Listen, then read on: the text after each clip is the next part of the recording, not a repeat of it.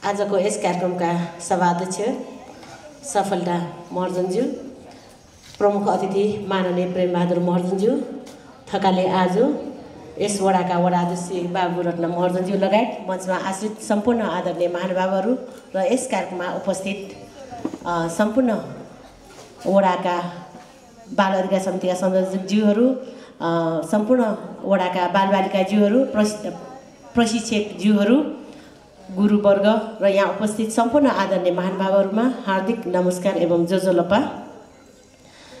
र यो सर्वप्रथम यो वडा नम्बर 8 लाई बढाइदिन चाहन्छु। जुन यो रणनीतिशील प्रतियोगिता यहाँले आयोजना गर्नुभएको छ र आज र भोलि र सफलतापूर्वक सम्पन्न होस् भन्ने शुभकामना पनि व्यक्त गर्न चाहन्छु। र आज भोलि हामी बालबालिकाहरू कुन अवस्थामा छन्, के छन् भन्ने कुरा हामी सबैले महसुस गरेकै कुरा हो। र विशेष गरी बालबालिकाहरू पढाइमा एकदमै व्यस्त हुन्छ बिहानदेखि बेलुकासम्म।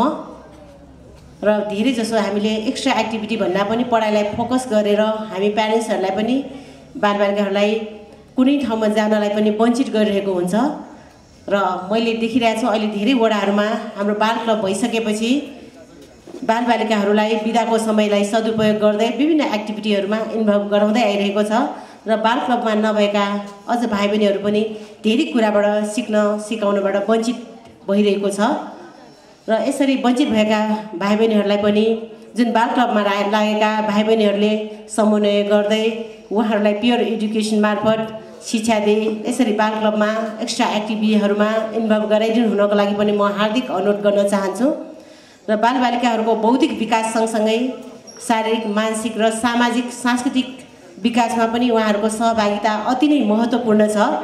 र हरेक क्षेत्रमा सानै उमेरदेखि बालबालिकाहरूलाई आफ्नो समुदाय, आफ्नो समाजमा घुलमिल गराई सामाजिक दायित्व बोध गराउन सकेको खण्डमा ठुलो भइसकेपछि उहाँहरूलाई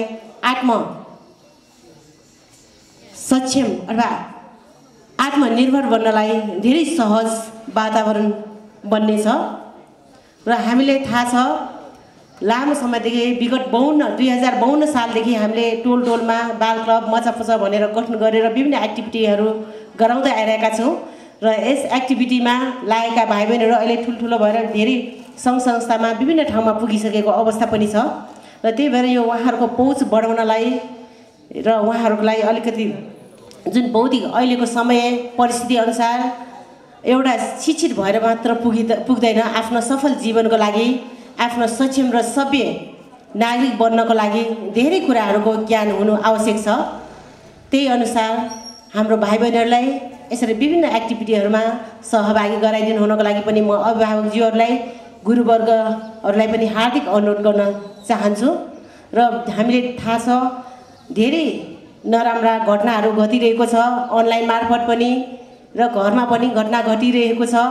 र चुप लाएर एकै ठाउँमा बस्दाखेरि बालबालिकालाई राम्रो कुरा भन्दा पनि नराम्रो कुराहरू धेरै सिकिने हुन्छ। र त्यसले गर्दाखेरि बालबालिकाहरू धेरै बिग्रेको अवस्था पनि छ, उहाँहरूको दिमाग एकदम कमजोर भएको अवस्था पनि देखिरहेका छौँ।